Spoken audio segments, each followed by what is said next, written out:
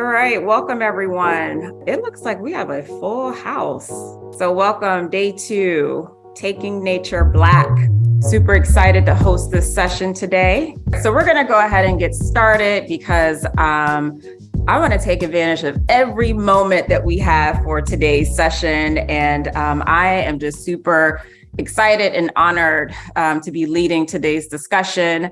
If this is your second day of the conference, welcome back. I've seen all the exciting programming thus far, and I am just elated to be a part of this dialogue today. And I hope that you guys have been walking away with some really great gems, nuggets, and have been digging away at all the really great resources that you've been able to gather. So, let's go ahead and get started. So again, welcome to our session. And again, if you see me looking down, I'm avid on notes. So I'm looking down, looking at my notes, making sure that everything that I'm saying is correct and succinct. So just want to welcome everyone to today's session, Black to Earth, okay? Black to Earth, rediscovering our connections to the land. And so for today's session, just really excited again, because we really want you all to gain some insight and inspiration on how Black folks are rediscovering their connections back to the land. And it is my hope and desire, and I'm hoping that I'm speaking on behalf of this conference as well, for you all to really walk away and be inspired and be encouraged, and to really be empowered from the conversations that you will hear today from some really amazing people who are doing just really dynamic things in the food space. And so that is really, you know, the outcomes that I'm hoping that you all walk away with. So I'm Melissa L. Jones, and I am the founder of Food Talks in Color, which is a media platform that amplifies the voices of people of color in food and agriculture. So this is everything to me. I love to have these conversations, so I am, again, just elated. I am also the host of Edible Activists, which is a broadcast that, again, just really talks to some really dope people in this space as it relates to food justice, land justice, health and healing, and all the intersections of food and agriculture. And so for me to be able to sit down with these individuals, I learn every single moment I have an opportunity, to talk with some dope activists in this area and beyond. What I'm going to do is I'm actually going to go ahead and drop, I think I'm going to put this in the chat, and maybe, I don't know if you all can see it, but I just want you all to be able to follow my handle for the conference staff. If you can actually put that in the main chat. I just want folks to be able to see my social media handle, which is Food Talks in Color. You can also find my podcast on Spotify, iTunes, and Full Service Radio. So tap in. All righty. So let's go ahead. Let's keep it moving. So the format for today's, before I get into it, I just want to let you all know the format for today's discussion. So I'm going to introduce in just a moment our speakers for today. And we're going to kick off with a discussion, a round robin discussion. I have a couple questions. And we're going to front load our dialogue for about 30 to 40 minutes, but we also want to reserve space towards the end, closer towards the end of the session, so that we can take questions. So as you are hearing the conversations, I ask that you please put questions in the chat. We have staff in the background who's actually filtering those questions, and we'll get to those towards the end. So if you send something and you're like, why isn't anyone answering me? Just know that we will get to as many questions as we have. We actually have a full house. There's about 100 folks in this space. So charge our heads and not our hearts, but we want to be able to get to as many questions as we possibly can. So all right, I think I've done all my housekeeping stuff. And so I am going to do some introductions for our panelists. So first up, we have Jaren Hill Lockridge, who is with The Well at Oxen Run and affectionately known as the woman at the well. So I'm actually going to ask, as I do the round robin, if the panelists, if you have any social media links or handles that you want to drop in the chat, and then our conference staff can get those on over to the main chat. Feel free, no pressure. I just want folks to be able to also connect with you. For our second panelist, we have Xavier Brown, the founder of Soulful City. I've had the wonderful pleasure of partnering with Xavier on a few projects, and I've known him for quite some time in this space. So just excited to connect with you and to share your voice, during this session. And then lastly, we have Ashley Drakeford with the Black Church Food Security Network. And she's actually the director of the Assembling Our Resources for Community Sustainability, also known as the ARC program. And so again, just want to welcome, our panelists into this space. But I also want to take a moment to, as we welcome our panelists, I also have to give honor to my ancestors because I am because of them. And honestly, like my platform wouldn't be what it is without my ancestors, but also without the amazing voices that will come before you today. So just want to say that. So with that said, I'm going to kick us off with our first question. If we're good to go, panelists, we're good to go. We got a full house. We're going to rock it out. All right. So for my very first question, sorry guys, I got to get my stuff together, my notes. And I'm going to start with Jaren. So Jaren is at the Well at Oxen Run, which is a beautiful, curated space out in Southeast DC, Ward 8, the great Ward 8, right, Jaren? And so where there's a lot of dynamic programming that takes place, at the well. And so I haven't been, but I want my tour and I'm going to be there this spring, summer, okay, when you guys open back up. But I want to kick off to you, and this is a question for the entire panel. Jaren, how would you define your connection to the land? Excellent question. And similar to you, I want to say thank you to those that came before me. If you know me, that's how I start everything. I didn't get here saying that this is a good idea, right?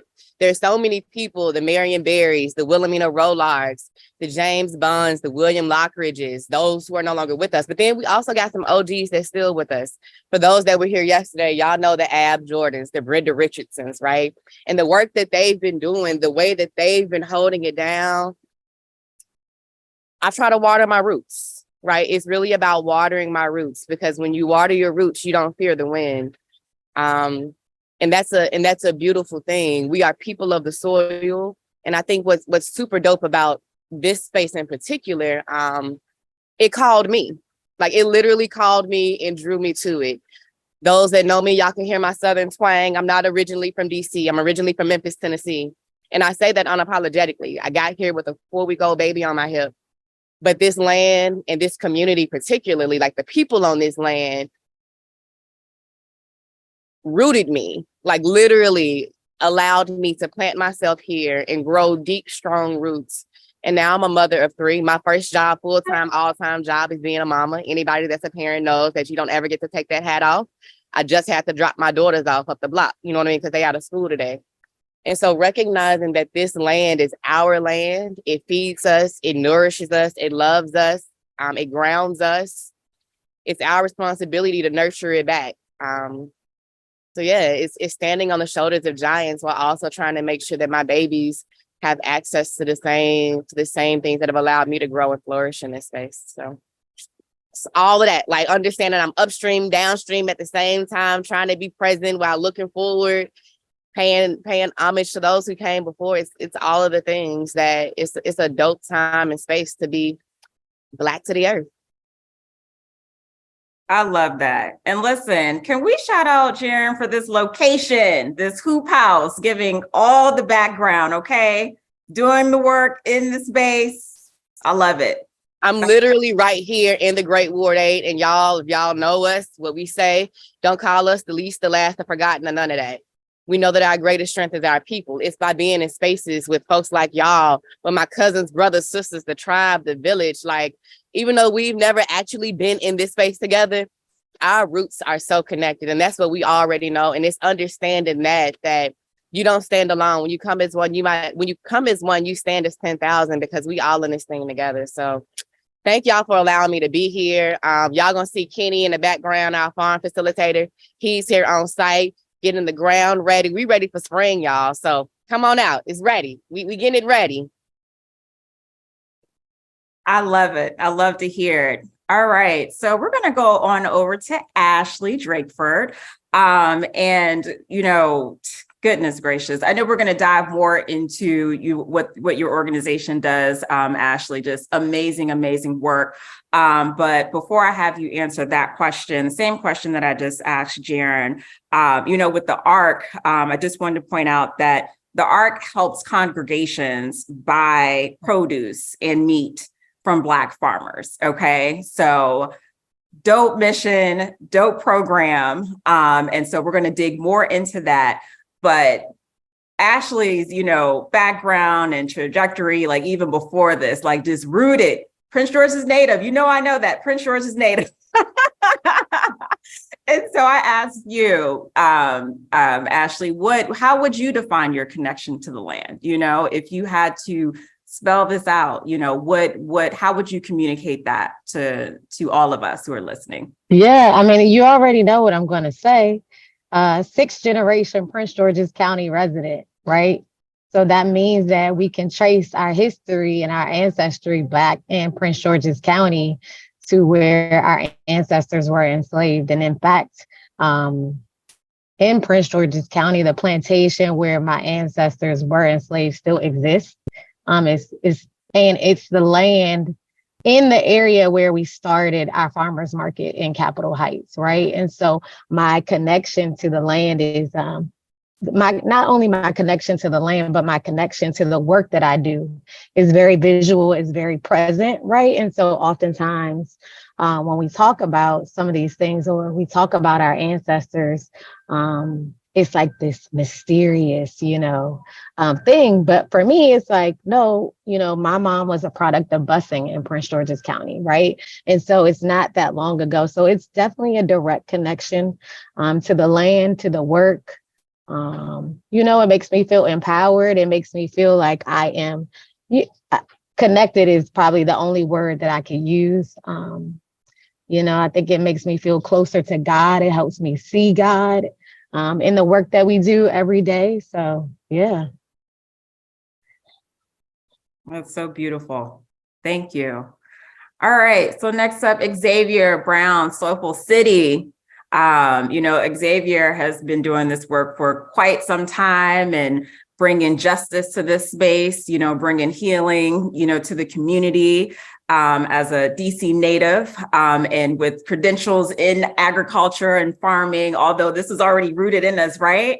But, doing the extra work and going the extra mile to learn and then bring that education back to our community. And so, again, just salute you, Xavier, for everything that you've been doing. But also, I have to say this, Xavier was actually really big into getting me into this space. I came into this space not knowing nothing. I wanted to talk to people. I wanted to kick it with people. I wanted to learn. I wanted to do interviews. And this dude hooked me up. So I just have to salute you. And I'm excited for you to share how you define your connection to the land. You have an amazing story, but platform is yours. Lord, now thank you for your kind words. For me, it's spiritual. When myself and my friends, we started, I think someone said that it's not something that you get into, but it gets into you. You follow what I'm saying? So it gets into you. And I think that's what it is. So it's gotten into me in the spirit of agriculture, and it's connected to my spiritual traditions and a whole bunch of other things, and my cosmology and the way I see myself in relationship to other people and to the world. So, and I think it helps define and dictate the way that I move about in different spaces and the choices that I make with stuff. So, I feel like it's in a lot of ways, it's all encompassing. So, yeah. All right. That's awesome. So, and this is I'm going to open this up to any of our panelists. Interested in knowing, and this is a loaded question, so I'm putting a lot on you, but it's a loaded question. What was that, or one, because I know there are many, significant moment I know we said, and I heard Jaren and I heard Xavier, that this is something that's in me, rooted in me, right? Not something that I got into. But what was that significant moment or that life experience that you can remember, that you can name to say, you know what? No, this is where I belong. Like, I knew I always belonged here, but when you really made that connection. Again, it's a loaded question, but I feel like there's always a turning point for each of us. Like for me, for example, my story starts with my mother. I'm a byproduct of Mississippi, great granddaughter of a sharecropper, and there's so many life experiences that have happened. And for me to say, okay, like this is it. But I ask each of you and whoever wants to hop in first, like, what is one significant moment that you can name that literally, just spoke to you and said, no, this is really where I belong. Like, this is it for me, the land, So I'll pause and open it up to whoever wants to hop in first. I'm a newcomer into this space. So let me be real clear that I don't want to act like I'm an OG that's been moving in this space for a long time. That's not the case. I can tell you literally what happened and how, like, me and Xavier go back because I wasn't in this space. When I got into this space, I called him to say, help me navigate this, because I know that you've been doing this for a while and I'm new to this, and it's this new shiny project that I want to make sure that I'm doing right by my people and people like you and people who've been doing this work for a minute. What got me into it though, I'm a mama of 3. And when I came to DC, I got a good government job because that's what I thought the answer was. And I found myself hurting from a couple of different things. I had postpartum depression with my twins. My job was in violence prevention, so the vicarious trauma of living in Southeast DC and also seeing babies in caskets. And then a global pandemic hit. And I literally found myself trying to figure out how I was going to feed my kids. Like, what you going to do? And let me say, I'm Jaren Hill Lockridge, a person with a considerable amount of privilege in Southeast DC. And if I am struggling to this degree, I can imagine what people without that level of privilege are doing and struggling in my same community. So I say, let me lead by example. Let me try to figure this out. So I'm real clear on this being a space where we're all learning. I don't act like I'm the subject matter expert.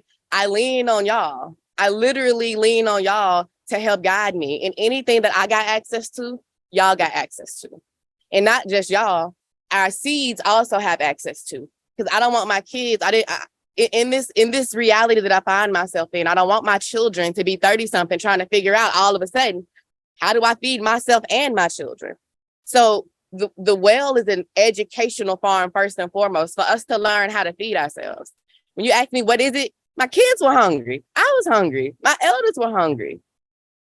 And it's with y'all's help that we're learning more. You know what I mean? Me and Kenny, we new to this, but we're bringing in these culturally competent or these life experience subject matter experts. Like we've been eating for a long time. We've been trying to figure out how to feed ourselves. This isn't new, but to have this moment is so dope. So I'm real clear on being a newcomer on the block, the new kid. I'm the student trying to be in the front of the class, taking all the notes. When I say I stand on the shoulders of giants, it's also because I stand shoulder to shoulder with y'all. Like, I've been so excited to be in spaces with y'all. So like I told y'all, I'm with the cool kids, you know what I mean? And recognizing the level of sovereignty that comes with being able to feed yourself. Like turn the world on its head. Like this is what we should be doing. Yeah, I think for me, well, first off, I think it has to be said, as Jaren just mentioned, Xavier is the OG in the chat right now. He's definitely the OG in the chat right now. But I think for me, that turning point for me was definitely the pandemic. And we were operating, before I was with Black Church Food Security Network, we were operating, or we continue to operate the capital market of 20743 in Capitol Heights. And so when the pandemic came, it was like, well, what are we going to do? It's all of this confusion in the air. Our farmers market's going to be allowed, and, just trying to source everything. And we thought we were going to have to cancel our farmers market. But then the community just kept showing up, and we were in Capitol Heights, and we wanted to promote Black farmers, and we wanted to provide healthy foods for our community. And people were coming all the way from like Alexandria, Virginia, just to kind of support Black farmers, right? And we started to have like aunties on the Eastern Shore that would come and sell their callaloo, right? And so people were learning how to cook callaloo or huckleberries. And so it was just like this like amazing way that like community was supporting each other, and like things just kept opening up in a time where it seemed like there were no answers. Things just began to kind of reveal themselves. So I'll go. For me, I would say kind of back when I just first started getting my hands in the soil and really meeting. I was at the time I was I wanted to learn as much about growing food as possible from as many Black people as possible. And this was like a little bit before, I guess there was like a urban ag bubble that kind of happened. This is probably like 2013, 14 or something like that. And I was just, fortunate enough and really blessed enough to be in a lot of spaces with a lot of beautiful elders and just people, my peers who were just passing along a lot of wisdom. And all these spaces that it could have been in North Carolina, it could have been on the Eastern Shore of Maryland. It could have been, I was, in Philadelphia, New York. I was traveling like every weekend up and down the East Coast, where as far as my car would take me. All of those spaces that I was in, I was surrounded by love, and a lot of people taught me, and I was, and then I was fortunate enough to kind of connect with some more like-minded people that were around my age. And I was like, yeah, this is like, I really realized that, this is like what I wanted to be a part of. And I really wanted to take this information and bring it back to the city. So those were like, it's not one thing, but it's like multiple kind of small moments that add up to kind of big revelations for me. But it's so many different moments of like in the early days, just being out there, just on the land, and it's all Black people and young Black people. I mean, I'm 36, so we was like 26 at the time, but young Black people just out there on the land and just really learning and building, and it was an amazing time. And so that's those moments I really hold close, but those I feel like they really shaped me. Thank you for sharing. I'm glad that you spoke to that bubble, Xavier, because I remember that bubble. And again, I was where Jaren was. Jaren, I'm still there. I'm still learning. Like each of y'all are a book. Everybody's a book. I'm flipping a page. And don't let me get in the room with Ashley's sister, because that's an encyclopedia, okay? Like seriously. So I'm glad that you spoke to that, because there was a bubble where more, it was this whole urban agriculture thing, right? And then one of the other significant moments for me was that, yes, there was a bubble, but it was very white. There was another space. It was so super white. And I was like, I had so many question marks. I was just like, wait a minute, what's happening? What's going on? And I'm showing up in these spaces and I didn't see Xavier. I didn't see, Ashley. I didn't see Jaren. And I'm like, what in the heck is happening? And so I'm glad that you speak to that. And which is, the meat of this conversation, is bringing, Black to the earth, right? And rediscovering our connections back to the land, which a lot more Black folks are doing, right? And so in this space too, food, agriculture, like y'all are artists. These folks are artists. So while I look at it as, yes, a skill set, yes, like a topic area, you all are artists in your own respect. And so people are utilizing the arts, people are utilizing music, people are curating really amazing spaces to bring people back into a space of wellness and health and curiosity, to be truthfully honest, right? And so with that, what are you all seeing? I guess, what approaches or methods in respect to your work, in respect to your line of work and where you currently are, what approaches and methods are you all using and are seeing that's calling more people who look like us back to the earth. We know the history of agriculture is extremely, traumatizing. So we got folks that's just like, but we also have some folks who are like, no, like, I'm digging more into my history, I'm digging more into my family lineage, which is super important, and which is actually another significant moment for me that really called me back to the land and had me digging for more. So I really am curious of what the approaches and methods you all are using and are seeing, and seeing this whole like transformation and this whole like migration, if you will, back to the earth, again, with people who look like us. So whoever would like to kick us off. I'd love to kick us off. I think that as we talk about this bubble, right, and we think about Black people in general, we all know that like the Black church is like a really, really big thing, right? And so there was this bubble, but it really kind of until the Black Church Food Security Network, right? There was no organization that maybe specifically kind of tackled this sort of audience, right? And so when we think about, in respect to the organization that I represent, when we think about ways of resistance in the United States of America, historical resistance, right? It's often been within the church that we do that, right? And so it has always been a vehicle for resistance in our community. It doesn't matter whether it was a Christian church or whatever the case is, right? The church has always been a method of resistance, right? And so our executive director, Dr.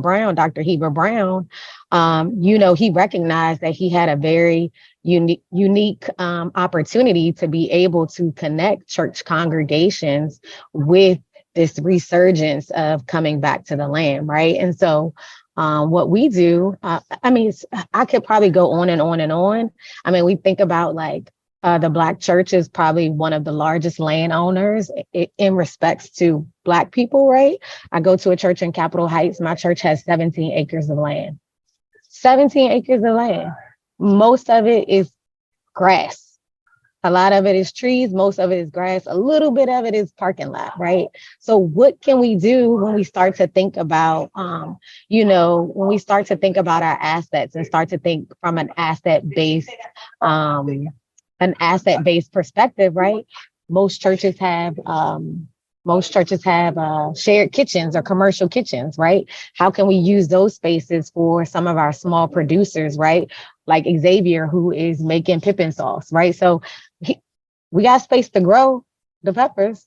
We got a commercial kitchen right here. We got a church van, right? That's only being used one day out of the week. How can we start to rethink about like the way that we're using some of these assets, especially during a time where there's a decline in church members, right? How can we start to open up our doors and start to step outside of what we're doing? And so in respects to my organization, we help churches build gardens on their property.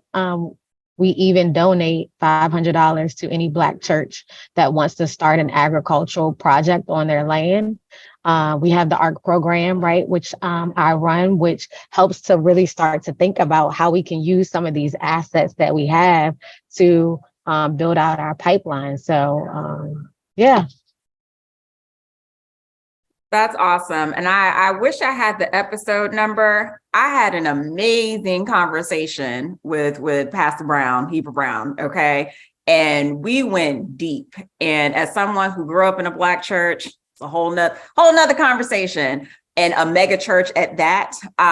There's a lot of land at the Black church that's underutilized. And so the work that you all are doing, Ashley, is just amazing, because I remember we even had a conversation around is there a census of the Black land, of how much Black land exists within the Black church community, I mean, we got the land, we got the people, we have the assets. And so often I think that in these spaces, right, we're coming from a deficit mindset. Instead of thinking about like what we do have and how we can use them in very unique ways to solve critical issues. That's awesome.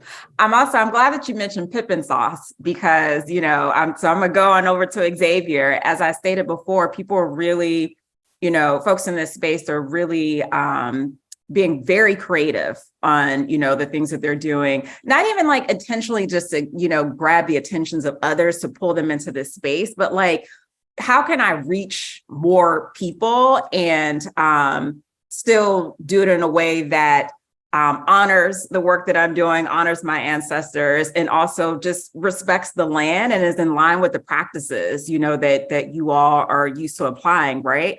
And so Xavier and I actually had an opportunity to partner on a Pip and Pepper project. And so, which honestly it was several, intersections of art, food, growing. And so I'm so glad that you mentioned that, Ashley. So definitely want to pass it on over to Xavier, as I know that he's been working on so many other awesome, initiatives and programs. So what are some of the things and methods that you're using and are seeing, Xavier, to call more Black folks back to this space?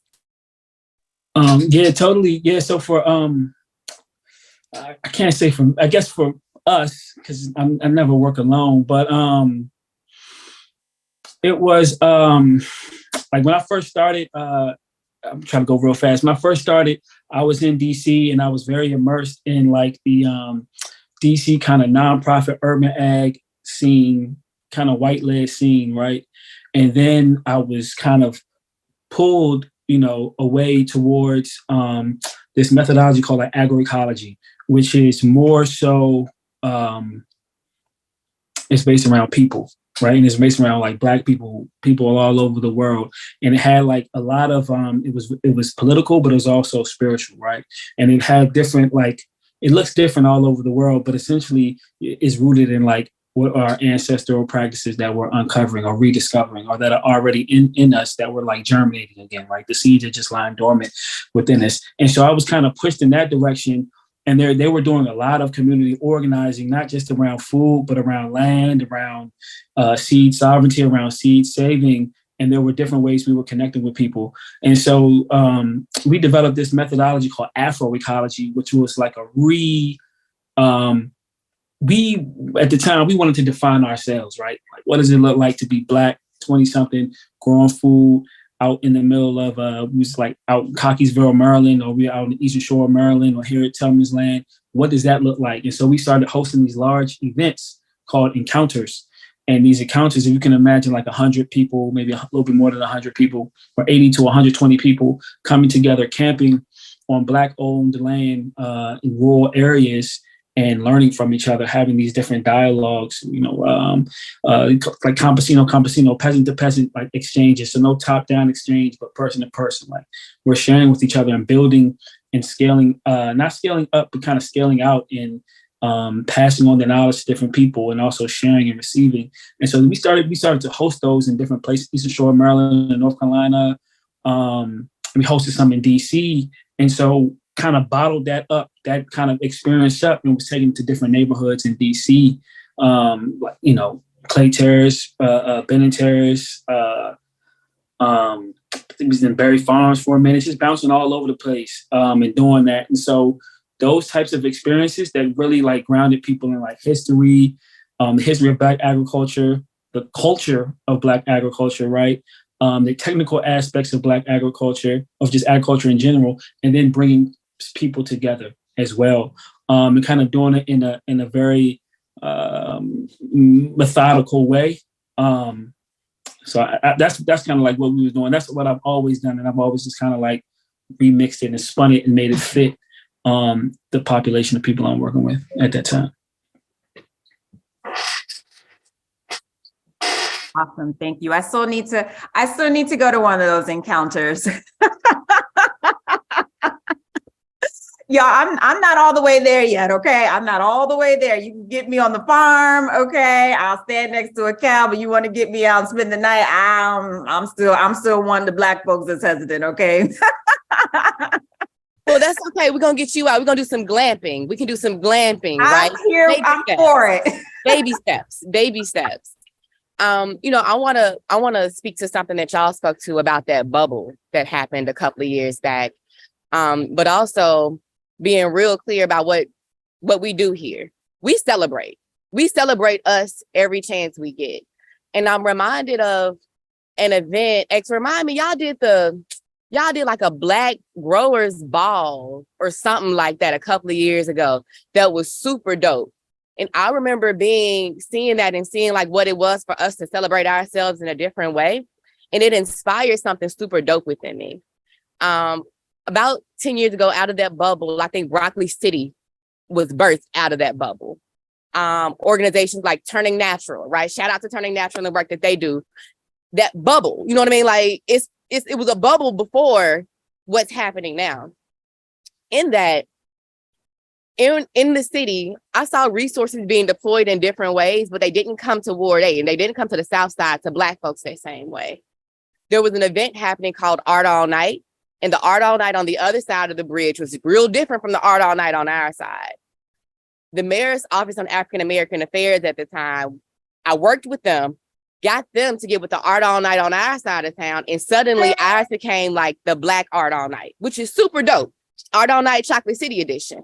But because we're at one of the blackest intersections in America, there are only a couple of places where Malcolm and Martin meet. And our Malcolm and Martin meets at a liquor store, a Popeye's chicken you can't sit down in, a park that's being transformed. Shout out to the National Park Service and the work that they've been doing over there. But recognizing that Popeye's chicken would sell out of food when we would do Art All Night because we didn't have the food infrastructure over here to support thousands of Black folks on the South Side. So we created our own like food court type of experience. It became like we had the jerk chicken man and the fish fry folks at the church. You know what I mean? We had our own food corridor, which became a food experience. But the city was not willing to pay for culinary arts in terms of their art. But if you know us and how we are, baby, from our hair, our nails, our earrings, everything we wear, our food, it's all art. And here we said, all right, we're going to take all of Black folks' art, whether that's our storytelling, our dance, everything about us, and make it as fly as we can. And make this the place where we can express ourselves every chance we get. It's no such thing as being too loud over here, baby. We outside. You ain't going to tell our kids to stop running because what they going to do, pull up a plant?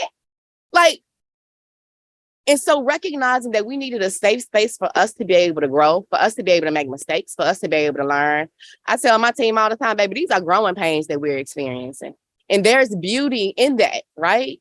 It's beauty in all of that. And understanding that everything about us is expressive and artistic and beautiful, especially the stuff that we put in our body, right? The way that our mamas and aunties have been putting suppers together for us for so long, like, it hits on something different. And when you understand the beauty of who you are and the art around that, it really hit on something different. So this is the place where we try to celebrate and intertwine that and use food as the entry point to get all of that done because everybody got to eat.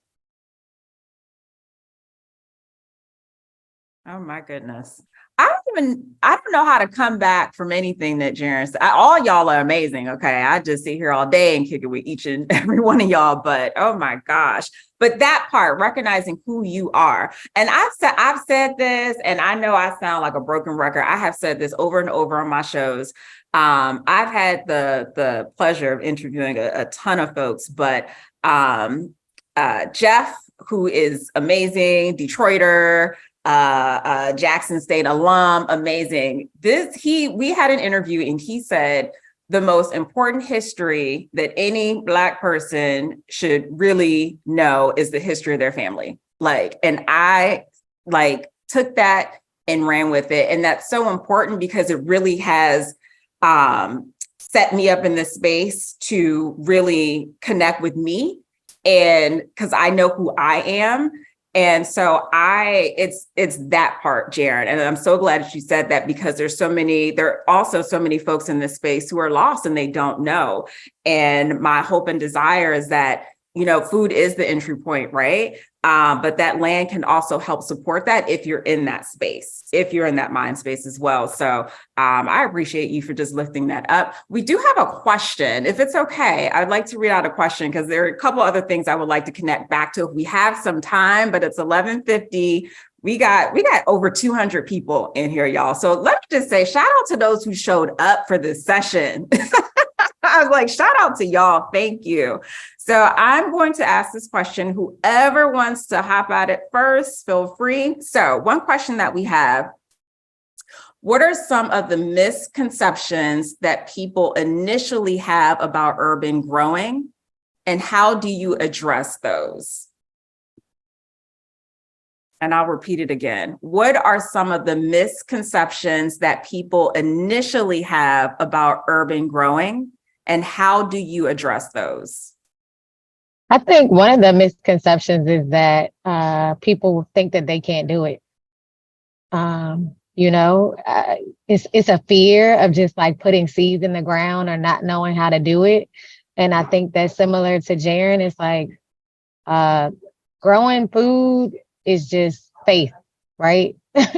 Putting some seeds in the ground, water, soil, sun, and God, right? And then from there, you just kind of start to figure it out, right? But I think that is that you have to have this, huge education or understanding or meaning behind it, when it's like, all you have to do is just start. I would like to add one thing, and I used to think this when I first started. I think that people tend to think, or at least at one point in time, that urban agriculture was the key to food insecurity in Black communities. And I think that is a misconception, and that's putting a lot of pressure on urban agriculture. And I think it doesn't view food like insecurity, particularly in Black communities, as in a political context of like, these aren't like food deserts, but this is food apartheid, and these are things that are happening because of policy and racism and things of that nature. So I think that's one of the, I think I would consider that's something that's like I kind of come across every now and then, not as much as I used to, but yeah. I want to piggyback off of that, Xavier, because that is when people say, "Oh, you live in a food desert." We're not even speaking the same language. Hard stop. I need you to know that you just offended me and all of those that come before me, because we live in the nation's capital. To think that this is a desert makes it sound like some type of resourceless place. We're very resourceful. Like the projects always had somebody, grandma growing and whatever she could. And even if you don't have access to the dirt, you can grow something on like your kitchen countertop or whatever, with like the work that X is doing with the aquaponics and hydroponics. So there's always been a way to feed ourselves. So for you to say that we're a food desert, we're not even speaking the same language. So that's a whole hard stop for me to begin with. The Well isn't the first urban farm in Ward 8. It's not even the first one in Oxen Run Park. It's actually the third. So when you begin to say like, oh, this is so new, like, nah, baby, this been going on for a while. So I don't want you to be like, oh my God, Jaren, you're so great. It's because I got the seeds from X 2-3 years ago with the fish peppers that allowed me to keep growing and going the way that we're going. You know what I mean? So if you want to get in, everybody has a way to get in and be able to feed themselves. But to say that this is the food desert, like that's a hard stop for me, because I need for you to begin to correct your language to understand what created the space for people in the nation's capital to not have access to fresh produce. Yeah. Culturally competent fresh produce at that, but Yeah. So Jan, I think that's so interesting. I mean, wow, I think that the food desert, like, hard stop for me as well, right? But one thing that my sister Brittany said to me one time as we were talking about, and of course I correct people, food apartheid. I think that people tend to think of deserts as barren, right? But there are things that exist in the desert. There's life that exists in the desert. There's plants that exist in the desert, right? And all of those have adapted in some ways, or like when we talk about the capital market, right? One of the things that we think about is like, there's different types of capital, right? There's social capital, environmental capital, political capital, all these types of capitals. And for our community, we don't look at it as if we don't have any capital. Other people don't see it, right? Like that desert that you're talking about, right? Other people don't see it, but we know that we have this cultural capital, and we look at the assets that we do have, and I mean, I think that that's just something. Sometimes when I think about food desert, obviously it's like, no, this doesn't occur naturally. I don't want people to think that. But I think it's like one of those things for me, like when you look beyond the surface, it's all of these things that exist that's making a way, even though, they are put in a place that might not have the best outcomes for them to survive or exist. No, thank you both for that. One thing that I also like to add, we got some questions rolling in, y'all. We got about 20 minutes left. Very great dialogue. And that some folks just don't know. Some folks they do not know. So I remember coming into this space using the term desert, and then learning, like this, what we're experiencing and what exists has been, and it's systemic and it's rooted, right? And so, and that's actually one thing that I love about my platform is also because this space can also be very academic. But shout out to the scholars, because we got some awesome scholars in this space. But for those who may, need to receive this information in the most simplest form, right? Like how I'm just thinking in my mind, like how else can we be reaching out? And so that's why I actually really appreciate these conversations of how we're calling people back and what are some of those unique ways, again, art, the markets, but it just seems to be, there needs to be some more education around the terminology and the verbiage, but beautifully broken down, Jaron, and beautifully broken down, Ashley, because both perspectives, hold weight, and both perspectives are very important for people to understand and soak in. But there's still a lot more education that needs to happen. And like, how can we do this and still be fun and still celebrate? I love that we celebrate, right? But then also in turn, like, as we get more folks into this space, like, what does that education piece look like? Because there's the historical aspect to it. It's not just that all we got is corner stores up in here, like this is systemic, this is rooted, this was set up this way, this was redlining, and all the things. So I'm going to transition us on over to our next question. In your reconnection to the land, did you find growing food and digging in the dirt feeding both mental and physical nourishment?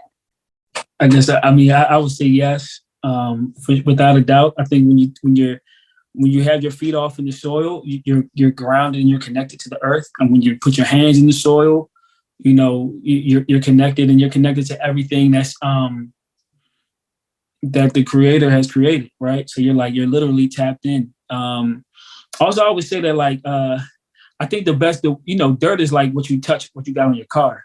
You know what I'm saying? When you rub your finger across your car, that's dirt. So soil is like, I feel like that's a better terminology, because soil is alive. You know what I'm saying? So when you're like tapped into the soil, I think it like literally taps into your soul. So I would say without a doubt, and I think there's a lot of grounding and a lot of, whether it's mental health, spiritual health, emotional health, that you can get from growing food. And I think once you are able to get people into urban agriculture, once you're able to take them to a rural space where you could be in Southeastern gardening, but you can still hear gunshots or ambulances, but you're able to get them across the Bay Bridge into the Eastern Shore, then your shoulders might come down. You know what I'm saying? You might feel it even more, a greater release. So I say yes to that person's question without a doubt. And I think building that urban and rural connection can be extremely soothing and healing for many people. Absolutely. I know I like getting my hands in the soil. Soilful City. I love it. It is just so grounding. And I've always loved soil. Listen, I grew up playing outside all day, climbing trees. That was my upbringing. So I don't know what's going on now. So I love it. It just mentally, physically, emotionally, I love connecting with the earth, like literally. All right, y'all, for our next question, for people who are used to seeing food and only from grocery stores, I'm going to try to read. Okay. So for people who are used to seeing food and only from grocery stores, what is it like to introduce them to real foods grown locally and foods they've maybe never seen before. So if they're only used to going to the grocery store, seeing certain produce there, what is it like to introduce them to hyper-local foods grown just a few miles up the block, and things that they've never seen before? I'm gonna pass it on over to Ashley. Listen, let me tell you something, okay? So in both of my roles at the Capital Market and at the Black Church Food Security Network, first thing I'll say is when you don't have that connection to the land, right? You don't understand, or we're so far removed from that process, right? So we have congregations that want to buy from us, right? And they'll call in October and say, I want to buy 1,000 turkeys from Black farmers. Where am I gonna get these turkeys from? You think that you could just, it doesn't just come out of nowhere, right? Like somebody has to plan out and grow. I mean, a lot of the farmers that I'm talking to, in order to even have a date to have their poultry or their cows processed, some of them are telling me they have to put in those dates with the USDA facilities 18 to 24 months in advance. So you calling me in October, right? You can't do that. But then on the flip side of that, at the market, right? The tomatoes, let's say tomatoes that you see in the store are very all of them look the same, right? And so now we have farmers coming to the market with heirloom tomatoes that might be purple, they look different. And I know somebody came up to me one day and like, there's something wrong with that tomato. Or we've introduced patty pan squash, right? And so one of the things that we started to now take pride in at the Capital Market is creating short 60-second clips where we talk about okay, this is a patty pan squash. This is how I cook it. These are some of the nutritional benefits. I think there's one video where Brittany did some purple hull peas from the Sisters of the Soil who grow at the Urban Farm Incubator up in Watkins Park, right? And so she talked about what they were and likened them to another vegetable, which is, to black-eyed peas and how she cooks them, et cetera. And so just giving people ways into okay, this is what it is. This is how it's going to be. This is how you can use it. Here's a recipe. That view got 15,000 views on Instagram. And the next week, people are like, I want to try purple hull peas, right? And so it's not just bringing it, right? It's bringing it, introducing it, maybe letting people try it, right? Getting them excited about it. And then I think it starts to resonate. So people will come back and say okay, I can introduce this now, right? I can be a little, more experimental or that sort of thing. I want to add a little bit more to that. Like I said, I love to celebrate. And when we do community events, sometimes it's real easy to bring out hot dogs and hamburgers. We're not doing that. We're not doing that. We're not doing those sodas. You know what I mean? We're not doing it. So it takes some reframing, right? It takes some reframing, but also in giving them access to other things. DC Green's, our founder, she said that she enjoyed foraging for blackberries and blueberries on Martha's Vineyard, right? And then I bring people to the well and they've never had a fig. They only know about fig News, right? So it's giving people that direct access to something that's a little bit different, but also slow walking them. I'm not trying to send them home with 1,000 pounds of figs and you don't know what to do with it. Another aspect of what we do is the nutrition education, right? Shout out to Liz Jones and Timber Ray Stevenson for bringing farm to table demonstrations right there to show people what you can do. It don't make sense to me to send you home with something and you go throw it in the trash. We saw in the pandemic, food came all of a sudden from out of nowhere. We've been in this food situation for a long time, but food suddenly came from out of nowhere.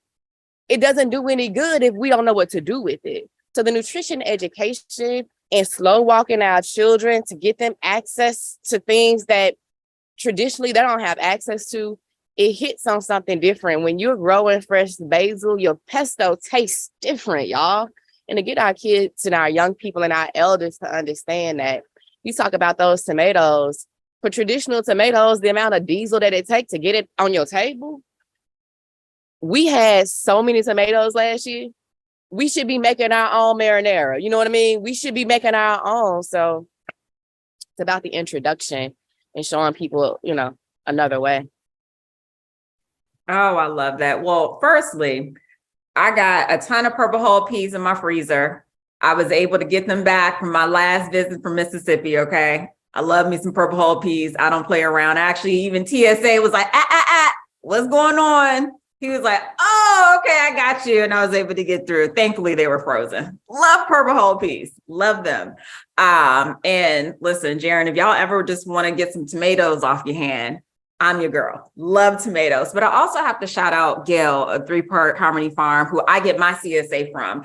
And I'm so glad you mentioned the nutrition, the education aspect of it, because it can be intimidating. You know, I get my box and I'm like, okay, you know, but it's like what to do with it, you know? So, I mean, I know what to do with it, but I can imagine someone else getting a box. I've actually had friends that say, hey, someone just gave me like literally a slew of like leeks and something else that I don't know what to do with it. Like, can I give it to you? So that part is very, very, very important.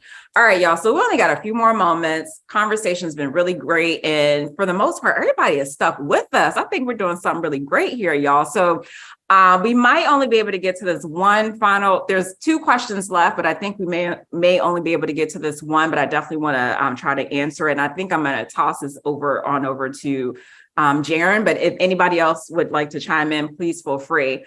They would like for us to keep the conversation going on the intersections between art and nature. So literal, physical intersections presented in our communities and also figuratively. Y'all are challenging my vocabulary right now in my speech. So anybody's welcome, but Jaron, if you want to kick us off or have something to add, please feel free. You know, I'll say that we are some of the most creative people in the world. When DC Greens first came to the community and said, if you had a blank check and a blank canvas, what all would you do? The reality is that canvas wasn't blank and that check wasn't blank as well. It just wasn't. But we recognize sometimes the ability to actually grow in the capacities in which we have. And let me say also, shout out to Black men. When you give Black men space and opportunity and resources to do what they do so well, it thrives. Like, it absolutely thrives. And if I could say there was anything that was actually like the linchpin to what made this whole thing work, it was giving Black men the space and opportunity and the resources to do what they do so well. From the art here, from the grounds, the crop plan that we have, the educational plan that we have, the pavilion that was built, Black men did that with space, opportunity, and resources. Oftentimes, I think that people say, ain't no between us but space and opportunity. Those are fighting words. Where here, we transform that into a well of resources. And that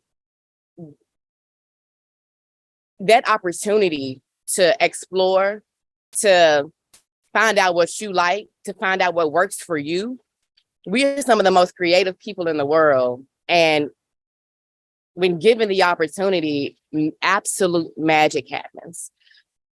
And I can't say much more other than like having the seed and incubating the seed of the brilliance of the Black man. Well said. Well said. And I mean, go ahead, Xavier. Go ahead. Yeah, I was just going to say, I think the connection is everywhere. I think definitely when you talk about DC, and I think there's an elder here, Tariq Odunu, and he has a quote that says, there's no culture without agriculture. And that could span across everything, whether if it's our clothing, our music, how we move, how we talk, our bounce, our swag. We just talk about DC in general, right? DC, I guess this is a national conference. So DC has an indigenous or Black indigenous music called go-go music. You know, one of the earlier go-go bands was called Junkyard Band. And they were literally using instruments that they were able to kind of forge and salvage, and the rhythms that, you know, kind of create go-go music and all of music that is a part of the African diaspora. A lot of these rhythms come from the land, come from feelings that people are connected to through the land.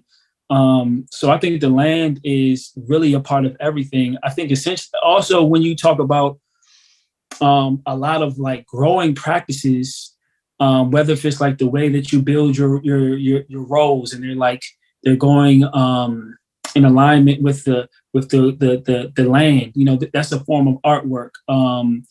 And a lot of natural growing practices, whether it's regenerative agriculture, permaculture, agroecology, whatever fancy word you want to throw around, a lot of things you're really just trying to mimic the land, and it's almost like a form of art, you know. And I'm not just talking about, obviously you can have paintings and pictures and all these sculptures on your land, but a lot of just natural farming is mimicking and recreating the natural art that the creators already, you know, created for. So I think it's literally everything, and it's embedded in it when you kind of step away, you kind of take a wider lens look at it. It's like, man, this, you know, the farming is art, you know what I'm saying? So it's kind of speaking through you in that way. You're just it's almost like you're like what am I trying to say? You are translating like spirit from the land is coming back through you, if that makes sense. So whatever what you're getting from the land, the farmer or people who are working with the land are able to kind of translate that into, like, you know, images. But yeah, I just wanted to add that in there too, to veggie back off what Jaren was saying. Oh my goodness. Well said. That was beautiful. That was so beautiful. Well, we are near our time. We have about 3 more minutes. I would like to be able to collect all the questions, the remaining questions that we had in the chat, and turn it into like a question and answer, get back to you all. I can't hold any promises. I'm sorry we couldn't get to all of them. They were amazing questions. I want to thank the Taking Nature Black conference team for hosting this session.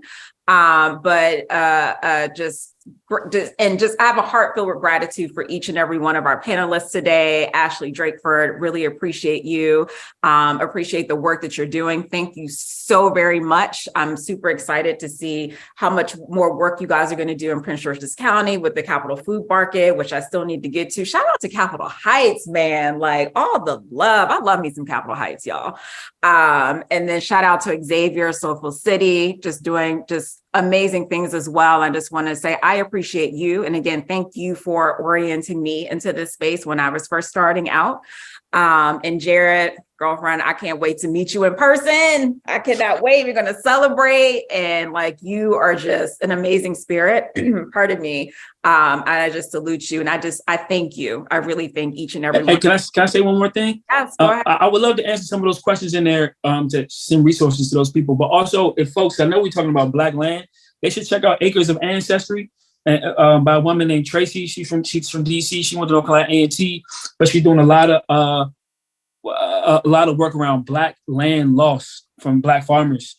And so, you know, please look up Acres of Ancestry and tap into the work that she's doing, because I think one of the biggest things, I know we're talking about land, but we didn't talk about access to land and land theft. And that's a big thing when you're talking about Black agriculture. So check out what she's doing, because she's building a good movement. And I think a lot of returning generation Black farmers, it's an important discussion to be a part of. So that's like that. I just wanted to plug her real quick. She's doing some dope stuff.